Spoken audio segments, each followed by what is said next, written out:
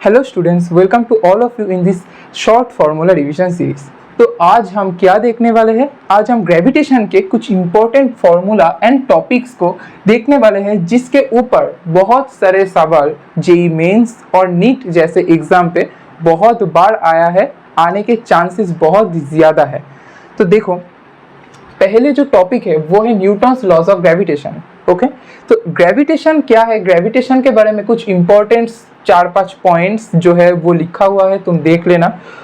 Next, F is equal to G m1 m2 by R square जो Newton साहब ने दी थी, ये फॉर्मूला बहुत ही इंपॉर्टेंट फॉर्मूला है।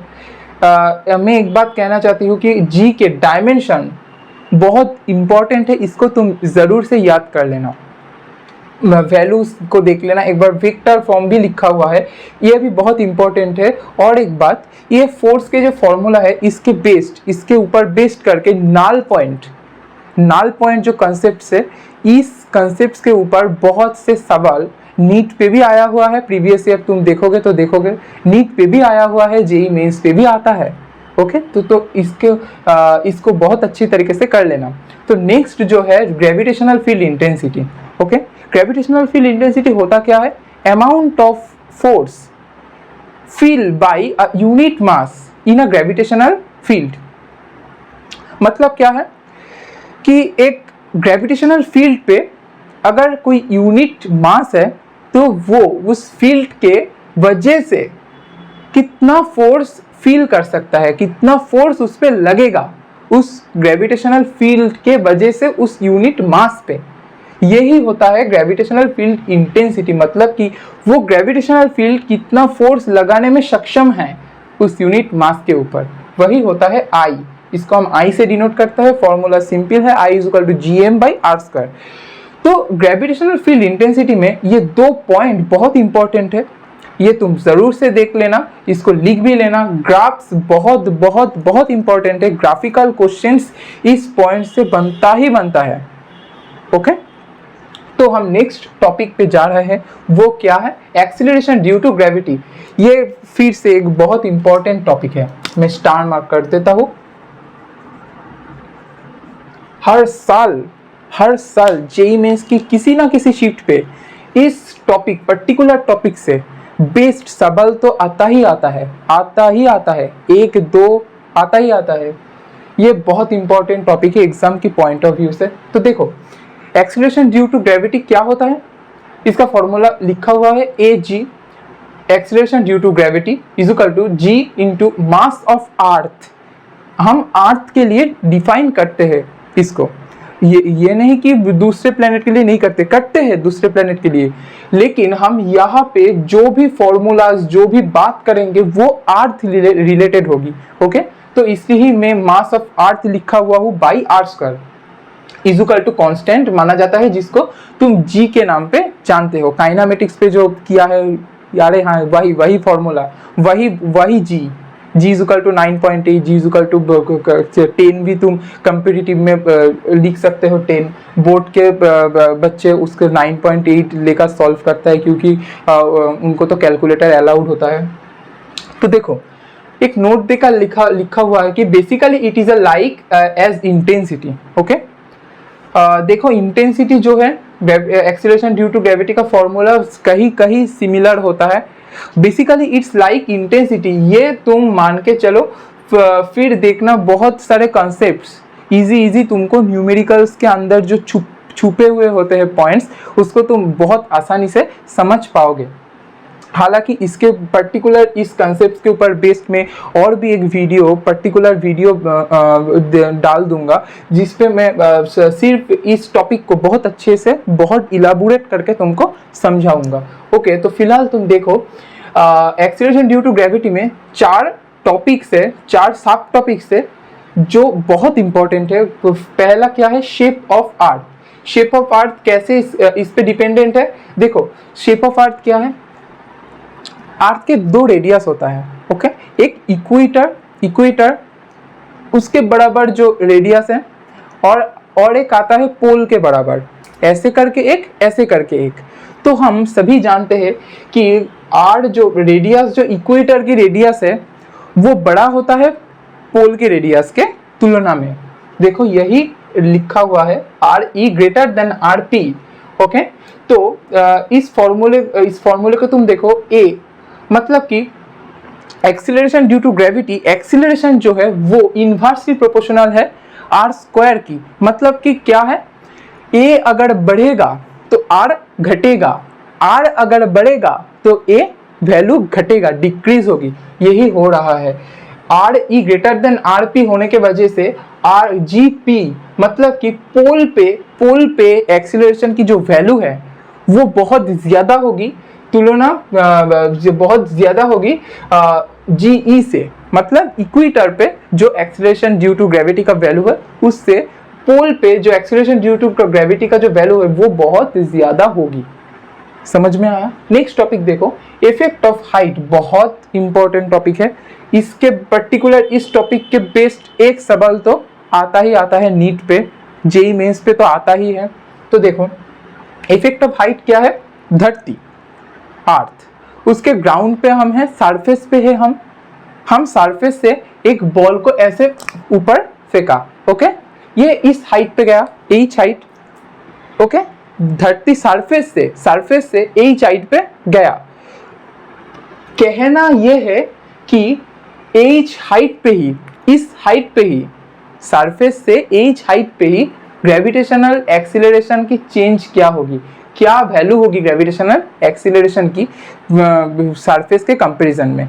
ये हमको इस फॉर्मूले के जरिए पता चलता है। क्या है formula, G H is equal to G S, मतलब कि सरफेस पे जो gravitational acceleration due to gravity का वैल्यू है वो अपन 1 plus H by R whole square. Okay, अगर एच के वैल्यू बहुत बहुत बहुत कम होता है आर के वैल्यू से, मतलब कि रेडियस से, अगर एच के वैल्यू बहुत कम होता है, ओके, तो हम इसको शॉर्टिफाई करके ये एक फॉर्मूला लिख सकते हैं। इसको भी एग्जाम पे बहुत यूज कर सकते हो तुम। अगर कैलकुलेशंस बहुत लेंदी ना की जाए तो इसको भी तुम यूज कर सकते हो। और एक रेशियो वाला ये तो तुम देख लेना, ये लिखा हुआ है for is to calculation. Okay, calculation की टाइम कंज्यूम करने के लिए मैं सारी की सारी फिगर जो हो सकता है इसके रिलेटेड सबको लिख दिया हो, तुम देख लेना। देखो इफेक्ट ऑफ डेप्थ क्या होता है, अगर अर्थ सरफेस से मिट्टी के नीचे तुम जाओ डी डेप्थ पे, तो उस डी डेप्थ पे एक्सीलरेशन ड्यू टू ग्रेविटी का वैल्यू क्या है, ये हम फाइंड आउट करते हैं इस फॉर्मूला के जरिए। क्या है, G D is equal to G S into 1 minus D by R. Okay, इस फॉर्मूला के जरिए हम पता कर सकते हैं कि डी डेप्थ पे कितना वैल्यू होंगे एक्सीलरेशन ड्यू टू ग्रेविटी के। देखो और एक बात, अर्थ खुद की एक्सिस के अबाउट रोटेट करता है, सन के अबाउट तो रोटेट करता ही है, ये तो है, खुद की एक्सिस के भी अबाउट रोटेट करता है। ओके, तो इस रोटेशन के वजह से एक्सीलरेशन ड्यू टू ग्रेविटी के वैल्यू पे क्या असर पड़ता है वो हम देखेंगे इस सब टॉपिक पे। देखो उसका फॉर्मूला है G dash is equal to G minus omega square R cos square lambda angle है, थीटा एंगल है, मैं लिख देता हूँ लैम्डा। अगर तुम यहाँ पे होते तो सेंटर की तरफ एक लाइन ड्रॉ करते, ये जो एंगल है इसको हम लैम्डा डिनोट किया है। ओके, ये जो एंगल है इसको हम लैम्डा डिनोट किया है। इस लैम्डा की वैल्यू एट पोल क्या होगी, 90 डिग्री। देखो ना, एट पोल इस लैम्डा की वैल्यू क्या होगी, 90 डिग्री। पोल तुम यहाँ पे हो, सेंटर की तरफ एक लाइन ड्रॉ करो तो 90 डिग्री होगी। ओके, लैम्डा की वैल्यू 90 डिग्री होगी तो cos 90 का वैल्यू क्या होता है, 0 होता है, तो जी डैश डायरेक्टली इक्वल टू जी होगी। अर्थात इस केस से हमको क्या पता चलता है कि पोल पे एक्सीलरेशन ड्यू टू ग्रेविटी का जो वैल्यू होगा वो इंडिपेंडेंट अपन ओमेगा, मतलब कि रोटेशन की कोई इफेक्ट नहीं होगी। पोल पे अगर तुम हो तो उस जगह पे जो एक्सीलरेशन ड्यू टू ग्रेविटी का वैल्यू होगा उसके ऊपर ओमेगा, मतलब कि अर्थ की रोटेशन की कोई इफेक्ट नहीं रहेगी। अब तुम देखो एट इक्वेटर, इक्वेटर पे तुम देखो, एट इक्वेटर तुम यहाँ पे हो, ये एंगल कितना हो रहा है 0 degree, 0 degree. So lambda is equal to 0, cos 0 degree का वैल्यू क्या होता है 1, मतलब कि G dash is equal to G minus omega square R. Okay, ये एक फॉर्मूला इक्वेटर के लिए तुम रट लो। ये भी कह सकते हो कि देखो पोल को छोड़ दो तुम अगर, और पोल को छोड़कर तुम अर्थ पे कहीं पे भी जाओ, वहां पर जो जी का value, acceleration due to gravity का वैल्यू होगा, वो अर्थ के रोटेशन पे निर्भर निर्भर। तो देखो ये तुम अपने शॉर्ट नोट्स पे लिख लेना। इसके ऊपर बहुत सारे थियोरिटिकल क्वेश्चंस भी बन सकता है, इसको इसलिए मैं अलग करके लिख दिया हूँ।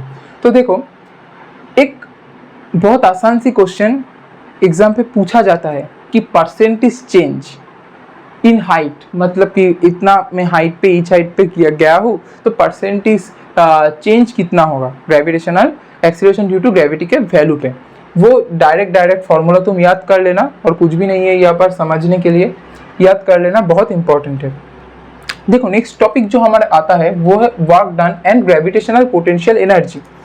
वर्क डन के फॉर्मूला क्या होता है, work done by us means non conservative force.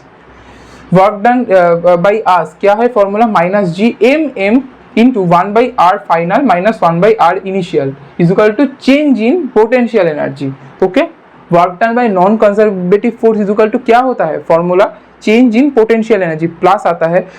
अगर work done by conservative force होता तो minus change in potential energy आता, लेकिन यहाँ पर नॉन कंजर्वेटिव फोर्स है इसलिए plus change in potential energy होगी।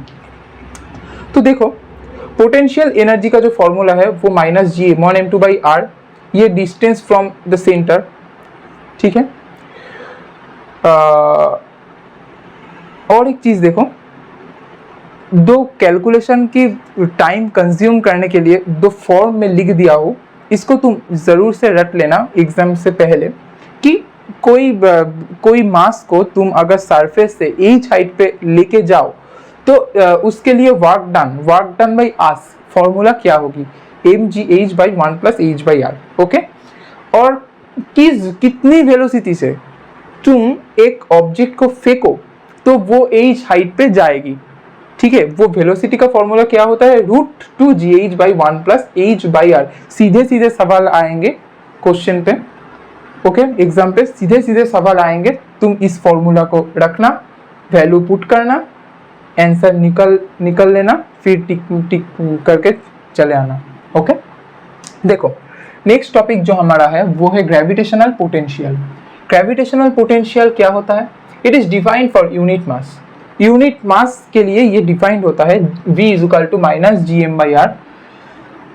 सेम जो कि ग्रेविटेशनल फील्ड इंटेंसिटी के केस में था, एक सॉलिड स्फीयर एक हॉलो स्फीयर की केस, ग्रेविटेशनल पोटेंशियल के केस पे भी दो केस होंगे, दो केस हम डिफाइन कर सकते हैं, एक सॉलिड स्फीयर के लिए, एक हॉलो स्फीयर के लिए और शेल के लिए। सॉलिड स्फीयर के लिए क्या होंगे, सॉलिड स्फीयर के लिए हम देखेंगे कि ये जो ग्राफ है, इनसाइड का फॉर्मूला जो है एक बहुत इंपॉर्टेंट है, इनसाइड वाला फॉर्मूला खास करके जेई के बच्चों के लिए ये बहुत इंपॉर्टेंट होता है। आईआईटी में, जेई एडवांस में इसके ऊपर बेस्ड क्वेश्चन भी आया हुआ है पीवाईक्यू में। देखो ये ग्राफ होता है, बहुत इंपॉर्टेंट है, नीट के एग्जाम पे यही ग्राफ बहुत बार आया है, जेई मेंस पे भी आया है, इसको तुम जरूर से देख लेना, शॉर्ट नोट पे कहीं स्टार मार्क करके लिख लेना। और शेल के लिए ये होता है ग्राफ, शेल के अंदर एक चीज ध्यान रखना, शेल के अंदर पोटेंशियल कहीं पे भी हो पॉइंट, शेल के अंदर throughout center to surface, अंदर थ्रू आउट कहीं पे भी कोई सा भी पॉइंट हो ना करो, इसके अंदर ग्रेविटेशनल पोटेंशियल की जो वैल्यू है वो कांस्टेंट रहता है, वो क्या is equal to V surface के बराबर रहता है। ओके, तो यहाँ पर एक नोट देकर एक पॉइंट मैंने लिख दिया कि relation between intensity and potential gradient, इसके बीच में रिलेशन क्या है, I is equal to minus D V by D R. ये तुम देख लो, ये लिख के रख लो, बहुत काम के चीज़ है ये। और देखो एस्केप वेलोसिटी का जो फॉर्मूला है V E S is equal to root over G M E, मतलब कि mass of earth by R means radius of earth. इसको हम root over 2 small G into capital R इसके फॉर्मेट में भी लिख सकते हैं। नोट क्या है, it is independent upon mass of object which is projected, मतलब कि तुम किस ऑब्जेक्ट को प्रोजेक्ट कर रहे हो धरती के ग्राउंड से, उसके मास के ऊपर डिपेंड नहीं करता है। देखो उसके मास कोई कहीं भी नहीं है, केवल अर्थ की मास, मतलब तुम किस प्लेनेट से उसको प्रोजेक्ट कर रहे हो, उस प्लेनेट की मास, उसके ऊपर ही एस्केप वेलोसिटी का वैल्यू डिपेंड करता है। ओके, और एक फॉर्मेट चेकआउट कर लो, V E S directly proportional to root over capital R square into rho. इसके ऊपर डायरेक्ट क्वेश्चन आएगा, तुम देखकर आंसर कर सकते हो। ओके, जो सातवां टॉपिक है वो है orbital velocity. Orbital velocity is equal to क्या होता है, root over of G mass of earth by R. Okay, formula direct formula based question आएगा।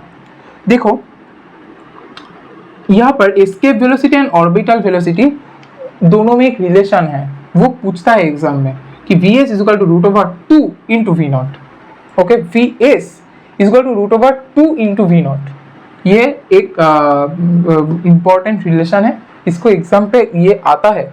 और एक चीज पूछता है कि परसेंटेज चेंज इन वेलोसिटी कितना है, मतलब कि V E S V O percentage change in velocity, दो वेलोसिटी में परसेंटेज चेंज कितना है, सेम तो नहीं है पर चेंज कितना है, परसेंटेज चेंज कितना है ये पूछता है। ये क्या है 41% और 41.4%, रूट 2 की वैल्यू 0.414 इंटू 100, 41.4%। ओके, देखो नेक्स्ट जो टॉपिक है वो है कंजर्वेशन ऑफ एनर्जी। अब ये कंजर्वेशन ऑफ एनर्जी होता क्या है, देखो conservation of energy is a kind of soul of physics. Okay, तुम इस कंजर्वेशन ऑफ एनर्जी इस टॉपिक को बहुत सारे चैप्टर में इसका यूजेस तुम पाओगे। तो देखो कंजर्वेशन ऑफ एनर्जी क्या कहता है, kinetic energy initial plus potential energy initial is equal to kinetic energy final plus potential energy final. मतलब सीधी बात है कि इनिशियल जो टोटल एनर्जी का वैल्यू होगा और फाइनल जो टोटल एनर्जी का वैल्यू होगा वो बराबर होगा। क्यों, हम जानते हैं energy is neither be created nor be destroyed, इसलिए ये फार्मूला बहुत इंपॉर्टेंट होगा क्योंकि इसके ऊपर बेस्ड बहुत सारे न्यूमेरिकल्स एग्जाम पे पूछा भी जाता है। तुम काइनेटिक एनर्जी का वैल्यू इस एनर्जी ऑफ सैटेलाइट्स यहाँ पर मैंने लिख दिया है कि काइनेटिक एनर्जी अगर कोई चीज़ ग्राउंड पे अगर बॉल वगैरह या कुछ मास एम ग्राउंड में हो, सरफेस में हो अर्थ की, फिर उसका जो काइनेटिक एनर्जी का वैल्यू हो जी एम एम बाई 2r होगी, पोटेंशियल एनर्जी का वैल्यू होगी minus G M M by R, और टोटल एनर्जी का जो वैल्यू होगी वो potential energy plus kinetic energy इस दोनों का सम होगी, वो minus G M M by 2r की बराबर होगी। तो इधर से तुम वैल्यू लेकर यहाँ पर क्वेश्चन की हिसाब से पुट कर देना, फिर आंसर तुमको आ जाएगा। और if at H height from earth surface, मतलब कि मैंने तो इधर जो लिखा है फॉर्मूला वो सरफेस के लिए है, लेकिन मानो तुमको कहीं से भी क्वेश्चन पे पूछ दिया कि एच हाइट पे बताओ हमको काइनेटिक एनर्जी का वैल्यू, तो तुम क्या करोगे, सिंपल सी बात है, जिस भी पॉइंट पे उन्होंने काइनेटिक एनर्जी का वैल्यू पूछा है, तुम सेंटर से लेकर उस पॉइंट तक जो डिस्टेंस है उसको ही या नीचे पुट कर देना, फिर तुमको आंसर आ जाएगी। ओके, तो नेक्स्ट हमारा जो टॉपिक है बड़ा ही इंपॉर्टेंट टॉपिक टाइम पीरियड का। तो एक सैटेलाइट का जो टाइम पीरियड होता है वो हम कैसे फाइंड कर सकते हैं। देखो टाइम पीरियड का सीधी सी फार्मूला है 2 pi capital R by V O. V O क्या है, ऑर्बिटल वेलोसिटी, मतलब कि एक सैटेलाइट अर्थ की अराउंड जो ऑर्बिट पे रोटेट कर रहा है उस ऑर्बिट के नाम से ही इसको ऑर्बिटल वेलोसिटी कहा जा सकता है। तो वो जो वैल्यू मैंने पिछले साइड पे बताया था तुमको, root over of G M E, मतलब कि mass of earth by capital R. तो ये जो फॉर्मूला है इससे एक बहुत ही इंपॉर्टेंट सा रिजल्ट हमको पता चलता है कि टाइम पीरियड का जो स्क्वायर वैल्यू है वो डायरेक्टली प्रोपोर्शनल होता है रेडियस का क्यूब वैल्यू। ओके, ये बड़ा ही इंपॉर्टेंट फॉर्मूला है, सीधी सीधी सवाल एग्जाम पे आएगा, तुम देखकर आंसर कर देना, हो जाएगा। तो देखो नेक्स्ट जो हमारा टॉपिक है वो बड़ा ही थियोरेटिकल टॉपिक है, जियो स्टेशनरी सैटेलाइट। अब जियो स्टेशनरी सैटेलाइट होता क्या है, ये तो देखो टेलीकम्युनिकेशन, वेदर वगैरह, रिपोर्ट वगैरह, इसके लिए जियो स्टेशनरी सैटेलाइट हम तो यूज़ करते हैं। पहली बात तो ये है। दूसरी बात क्या है, कुछ पॉइंट्स लिखा हुआ है, इंपॉर्टेंट पॉइंट्स, अगर थियोरेटिकल क्वेश्चन कभी आ जाए तो उसको तुम कैसे टैकल कर सकते हो। देखो, it is a special kind of satellite whose position remain fixed. Okay, मतलब कि पोजिशन रिमेन फिक्स्ड, ये कहने का मतलब क्या है, अर्थ की सरफेस की रिस्पेक्ट में उस सैटेलाइट का जो पोजीशन है वो फिक्स्ड रहेगी। मतलब क्या है, इंटरनल मीनिंग ये कहता है कि अगर हमारी अर्थ जो अपने एक्सिस के अराउंड रोटेट करता है, उसका जो ओमेगा एंड जो टाइम पीरियड है, उस ओमेगा एंड टाइम पीरियड का इक्वल वैल्यू होगा उस जियो स्टेशनरी सैटेलाइट का ओमेगा एंड टाइम पीरियड के लिए।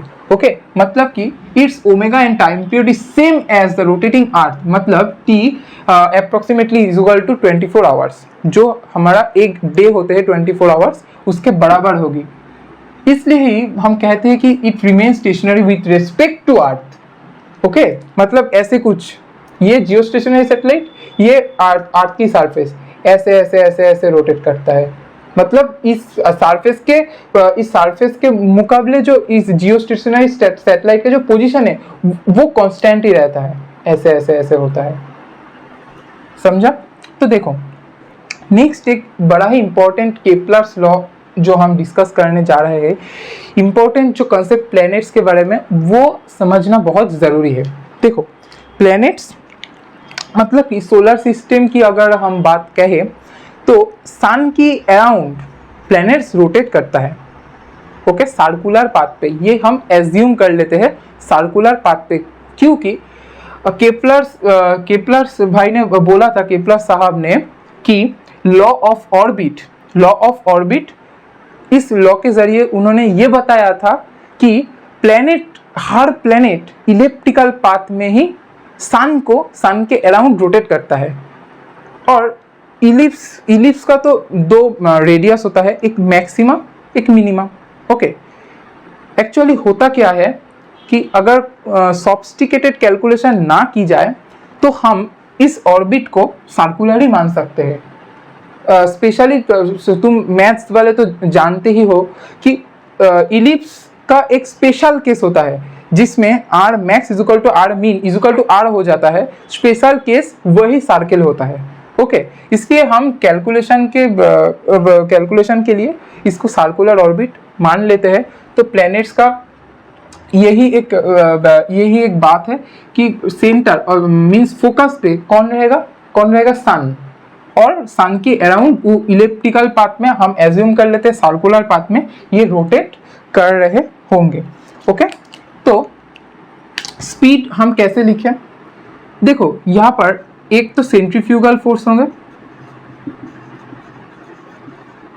फ्यूगल फोर्स वर्क करेंगे, दूसरे तरह की फोर्स होंगे ग्रेविटेशन फोर्स,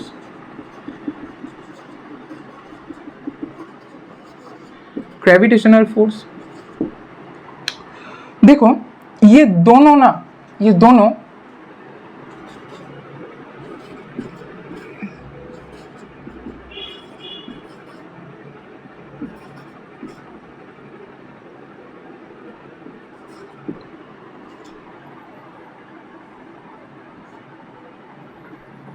ऐसे एक रिलेशन पे हो गए, क्योंकि अगर किसी चीज के अराउंड और एक चीज को घूमना है तो जैसे दोनों के बीच एक घूमने की वजह से सेंट्रीफ्यूगल फोर्स भी एक्ट करेंगे। फिर से वो सेंट्रीफ्यूगल फोर्स होता क्या है, सेंटर से बाहर की तरफ जो फोर्स है वो एक एक्ट तो करेंगे ही करेंगे। फिर अगर इस मोशन को कंटिन्यू रखना है फिर तुमको एक सेंटर की तरफ भी फोर्स चाहिए, मीन्स जो फोर्स उस सेंट्रीफ्यूगल फोर्स को कैंसिल आउट कर दे। ओके, ये इसको हम इक्वल नहीं कह सकते, इक्वल नहीं कह सकते। ये इसको प्रोवाइड कर रहा है कि ये उस सर्कुलर पाथ पे घूम सके। ओके ओके, तो इसलिए ये हम लिखा है, तो यहाँ से हम वेलोसिटी आसानी से फाइंड कर सकते हैं, रूट ओवर ऑफ gm/r। ये होगा प्लेनेट का स्पीड। देखो तुम, वही वाला केस जैसा है कि अर्थ, उसके अराउंड एक सैटेलाइट रोटेट कर रहा है। सेम केस, एक सन, अर्थ की जगह पे तुम सन मान लो, सैटेलाइट की जगह पे तुम प्लैनेट्स मान लो। ओके, सेम केस, इसलिए वेलोसिटी का भी वैल्यू सेम आया है ऑर्बिटल वेलोसिटी की तरह। ओके, तो नेक्स्ट जो टॉपिक है, नेक्स्ट टॉपिक नहीं है, केपलर्स लॉ के अंदर ही हमको समझना होगा ये इलिप्स होता है सन, जो सन फोकस पे है, ये फोकस है, इसको फोकस कहते हैं, इलिप्स का फोकस। सन के अराउंड इलिप्टिकल एक ऑर्बिट है जिससे ये प्लेनेट रोटेट कर रहा है सन के अराउंड। ओके, तो देखिए बहुत इंपॉर्टेंट है ये यहाँ पर कि ये पेरिजी, मतलब कि सन की पास, एकदम पास, आर मिनिमम पे जो पोजीशन है उसको हम पेरिजी कहते हैं। ओके, और सन से बहुत दूर मतलब कि आर मैक्स से यहाँ पर जो पोजीशन है उसको हम एपोजी कहते हैं। ओके, ये एग्जाम में क्वेश्चन आता है, थियोरिटिकल भी आता है, न्यूमेरिकल भी आता है। न्यूमेरिकल आए तो क्या, मैंने किस तरह की क्वेश्चन आता है, ये मैं जो बताने वाला हूँ वही आएगा एग्जाम पे, वही आता है, वही आएगा कि केपलर्स लॉ के अंदर जो लॉ 2 है, लॉ ऑफ एरिया क्या कहते हैं कि area by time is equal to constant. मतलब क्या है इसका कि एक प्लेनेट इस पॉइंट पे जाने के लिए सपोज टी टाइम लेता है। ओके, टी टाइम लेता है, टी टाइम पे उन्होंने इस प्लेनेट ने A1 एरिया कवर किया है। ओके, सेम टाइम टी पे जब इस प्लेनेट पेरिजी पोजीशन पे आया तो A2 एरिया कवर किया है। सेम टाइम पे जो टाइम ये A1 एरिया कवर करने के लिए जरूरी होगी, इस प्लेनेट को सेम टाइम इस A2 एरिया कवर करने के लिए भी जरूरी होगी इस प्लेनेट को। तो केपलर्स चाचा ने क्या कहा कि A1 is equal to A2, इस A1 and A2 area is equal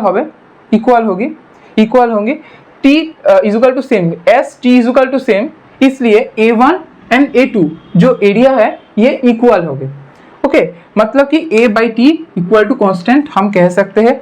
और एक चीज देखो, यहाँ पर एक्सटर्नल जो टॉर्क की वैल्यू है, एक्सटर्नल टॉर्क, तो एक्सटर्नली कोई फोर्स यहाँ पर नहीं एक्ट कर रहा है, ये तुम समझ सकते हो। इसलिए एक्सटर्नल टॉर्क की जो वैल्यू है ये तो जीरो होगा। अगर एक्सटर्नल टॉर्क जीरो होता है तो रोटेशन वाले चैप्टर में तुमने पढ़ के आए हो कि एंगुलर मोमेंटम ये कांस्टेंट कंजर्व रहता है, कांस्टेंट, मतलब कि V1 R1 is equal to V2 R2 हम ये लिख सकते हैं, मतलब VR equal to constant. Okay, VR की वैल्यू कांस्टेंट रहेगी, यही कहता है लॉ ऑफ एरिया। फिर आता है लॉ ऑफ पीरियड्स क्या है? Time period, basically periods means time periods मतलब हम पढ़ के ही आए हैं, time periods T square direct proportional to R cube, यही केपलर्स की थर्ड लॉ है टाइम पीरियड्स की। ओके, मतलब कि टाइम पीरियड्स के साथ जो रेडियस है उसका क्या रिलेशन है, ये केपलर्स की थर्ड लॉ से हमको पता चलता है। ये था पूरा का पूरा ग्रेविटेशन चैप्टर। ओके, अगर क्वेश्चन आता है तो इस फॉर्मूला के ऊपर बेस्ड करके ही आएगा। कुछ क्वेश्चंस मैं तुमको नेक्स्ट कुछ लेक्चर पे करवा दूंगा, नीट का प्रीवियस ईयर का हो, जेईई मेंस का प्रीवियस ईयर का हो, या फिर कुछ फेमस क्वेश्चन होता है जो डायरेक्ट आने की प्रोबेबिलिटी बहुत ज़्यादा है, उसको मैंने अगले आने वाले लेक्चर पे कवर कर दूंगा। और कुछ जैसे कि किपलर्स लॉ के ऊपर बेस्ड और एक्सीलरेशन ड्यू टू ग्रेविटी के ऊपर बेस्ड और ग्रेविटेशनल फील्ड इंटेंसिटी, अगर तुम कहोगे तो एनर्जी के ऊपर मैंने सेपरेट वीडियो भी डाल दूंगा।